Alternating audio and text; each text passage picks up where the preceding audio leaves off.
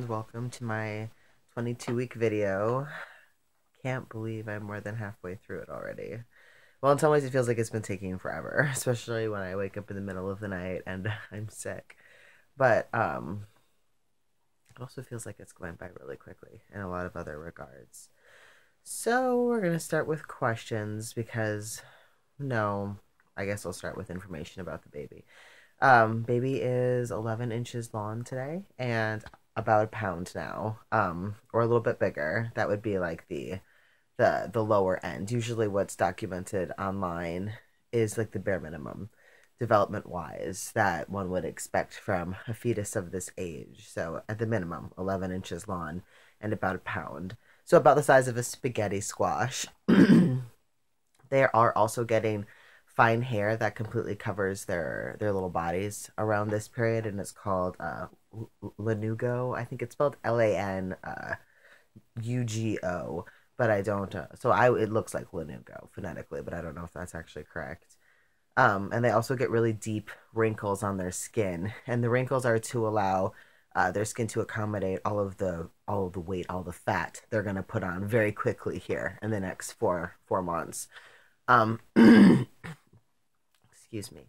And then I think the hair is to like help protect them from the like acidity and the like the corrosive factors of that could happen from long-term exposure in the amniotic sac. And I know that they lose all of that hair once they're born. Sometimes babies who are born early still retain it, but it's still, I mean, they still shed it. It still falls out after they've been born for a couple of weeks. Okay, so the two questions. One person asked how I was feeling and commented that I looked like I was carrying very far forward. I think that's probably because right now the baby is sitting transverse in me. But because well, at least it was during the 20-week ultrasound. But instead of like the head being at one side of me and the feet being on the other, going this way, because that's what transverse means, as opposed to like breech, where if it was feet and then head, or I don't know what it is when it's what you would typically expect, like the ideal birthing position, where you've got the head down at the bottom, ready to crown or whatnot, and then the feet up at the top. But so yeah, it's transverse, and instead of being to the sides, it's shifted like this. So its head is towards the back of me, towards my spine, and the little feet stick out to the front. So if I look like the way I'm carrying right now pushes out a little bit more forward, or it did in the video yesterday, that probably has to do with how the fetus is currently sitting inside of me. And then the other question was, how do you go about keeping everything gender neutral for your children? Because family and everyone else tends to be very focused on the baby's gender during pregnancy. And how do you get family and friends to see the child as just a child rather than a binary boy or girl? I just have to keep reminding people over and over again. And some people keep asking the same question over and over and over again. It's like, I don't know how many times I have to tell you that I'm not going to tell you what my baby's genitals look like. I'm just not. It's not going to happen. And even if you knew, that wouldn't mean you knew anything about their gender. So, obviously I say that to them very delicately and sensitively, and because they're family and whatnot. But I just keep reiterating the same information. It's definitely not easy, and you'd think it was rocket science how hard it is for people to absorb that information. But I guess people who aren't really on this gender journey don't really dissect it to the same level, I suppose, and they just sort of blindly absorb all of these really ignorant and incorrect, and I think we're starting to prove and will continue to prove unscientific ideas about gender as existing in this binary way, when it's very much a spectrum, just like sexuality is. um or like, or even like race, for instance, like depending on where you are in the world, your melanin responds differently. But it's not like, if people of different skin tones have children together, they create an intermediary there. It's a spectrum. It's not like you only have these certain points that never you know intermingle with each other, or have to exist in this mutual exclusivity. That's not the case. It's not the case with gender either, and it's not the case with sexuality. um So, just sort of trying to explain that to them over and over and over again until they start to understand. It definitely requires a lot of patience. And I'm sure there are some people who are secretly frustrated by it or rubbed the wrong way. And, they just have the social skills not to say that to me or make it obvious. But I think that there must be some lack of understanding or some sort of maybe sense of entitlement or maybe idea that if they're pushy, the answer will change when I get the question repeatedly. Some people are super respectful. They only have to be told once. And some of them get it right away and some of them don't, but they realize that that's your choice as a parent to make and that it's inappropriate for them to question that or um, push their preferences onto you. So I think that's what I would say about that. Um, we had our meeting with the midwife again, the 22-week appointment on the 4th of July, and that went really really well. We talked about the eating and digestive issues that I've been having, like the sulfur burps, and she said that's not super common during pregnancy. Like the sulfur burps can happen, but the whole like assortment of stuff I'm having isn't super common. And I do have like digestive issues anyway. Like I have high anxiety and I also have sort of this like umbrella diagnosis of an autoimmune disorder just because I get these random symptoms. Like I got these digestive issues and I sometimes I get like random infections like in my urinary tract system, like my kidneys and bladder and ureter and stuff like that. And sometimes like circular patches of my hair will fall out. And these things tend to occur when I'm very, very stressed. And all of those things are autoimmune symptoms. So I don't like have any specific diagnosis, just doctors have suggested that likely that's what it is, since it seems to be triggered by stress and manifests in these ways. Where was I going with that? Oh, and so she thinks that for me, pregnancy just might be magnifying some of those things that sort of create culminating in this experience that I'm having.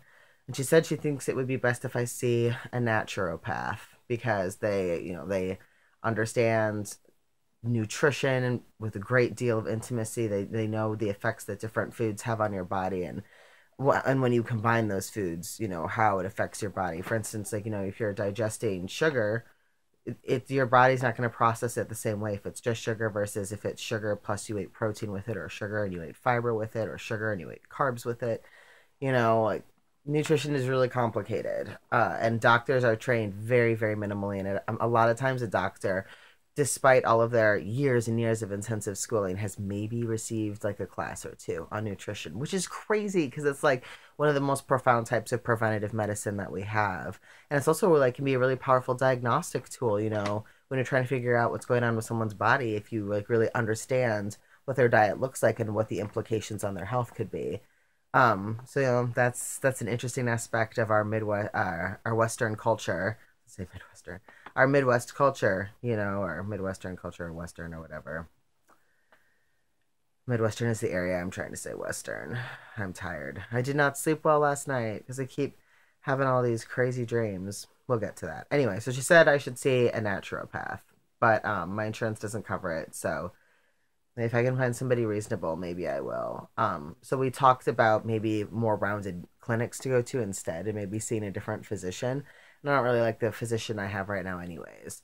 So that seemed like a good plan. One thing that my insurance does cover is a chiropractor, which I really need to go and make an appointment with my just to help, keep my spine healthy and make some adjustments because I definitely have felt some increased pressure over the last month. Um, So yeah, I'm busy seeking rounder, more homeopathic care to try and help with some of these nutrition issues that I'm having. Or not nutrition issues. Well, maybe, who knows? Maybe I have to radically change what I'm eating.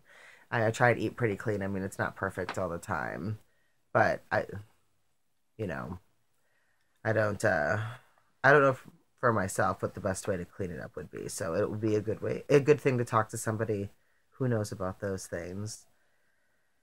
So yeah, I've been waking up in the night frequently, and part of that is the digestive stuff. I have to wake up to go to the bathroom, or I have to wake up to throw up, or I wake up because I have horrible heartburn and searing, burning pain in my esophagus and the back of my throat, and my stomach is churning with nausea.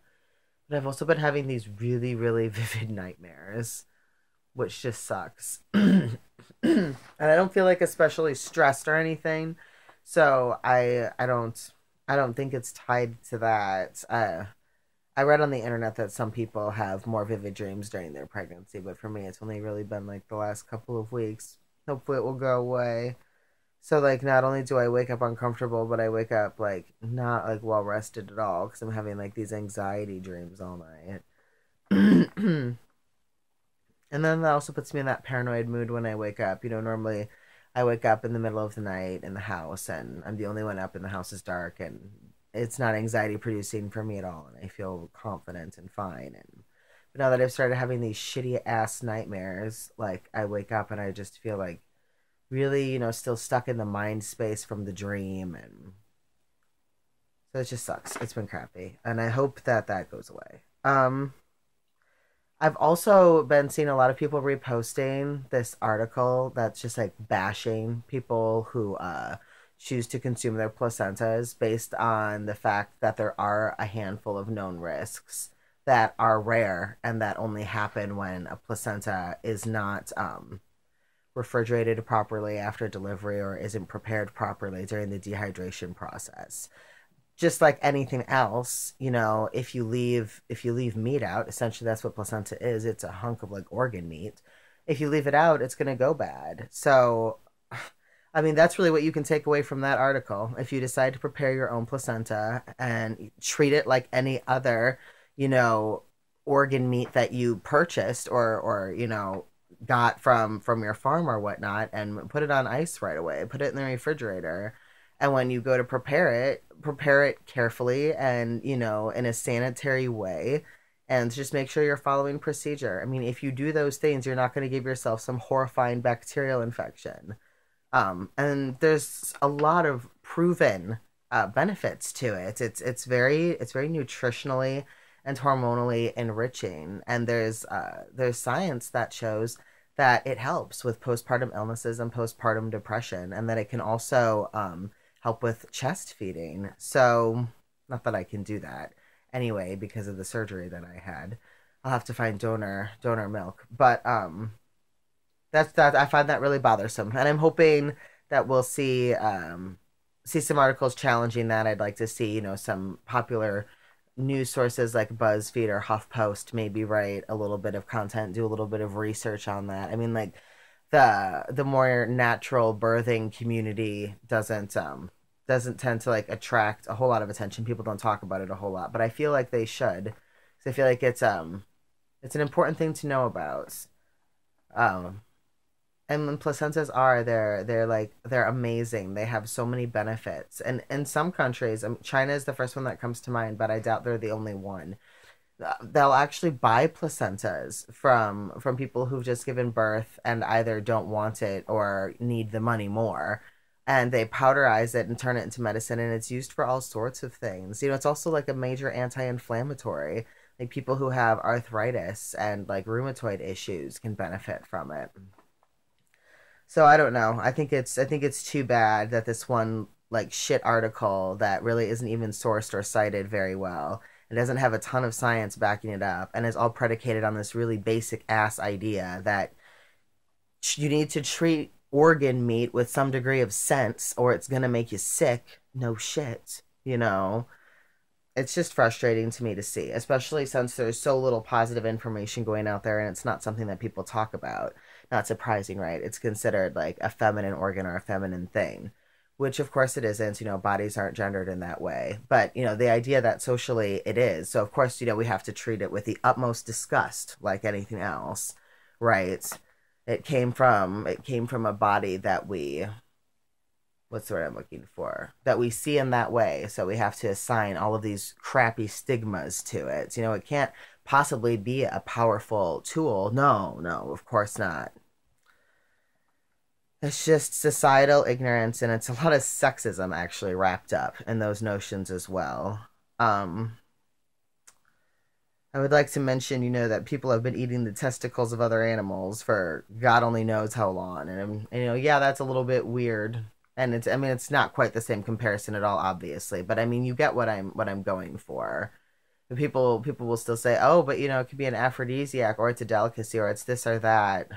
But you don't find quite the same like cultural disgust there. I don't know. I just think that that's an element to it for sure. And they have pretty much nothing to offer nutritionally at all, whereas a placenta is like an amazing powerhouse of nutrients and hormones and just all of these things that your body needs to help get it in gear. Those things are in there because that your baby needed them and your body needed them during those 9 months. And it's meant to be helpful. It's a great, it can be turned into a really helpful medicine and tool if you can just let go of some of those societal ingrained preconceptions you have about it. I think that that is everything that I was going to talk about. As always, if you have any questions or concerns, you can absolutely feel free to comment them. People, and you can always feel free to like send me a message or find me on Facebook and PM me or whatever. I check my other folder pretty often, so even if we, aren't friends, there's still a good likelihood that I'll see it fairly soon after you send it. I never mind having dialogues, even if it's going over a lot of the same stuff these videos already talk about. I mean, I'll still give you that information one on one, and have a discussion with you if you're a trans or gender queer person who's considering something like this. I mean, sometimes I get messages from freaks or creepy people too. Ideally, please don't do that. I won't respond. I don't care. I don't want to hear from you.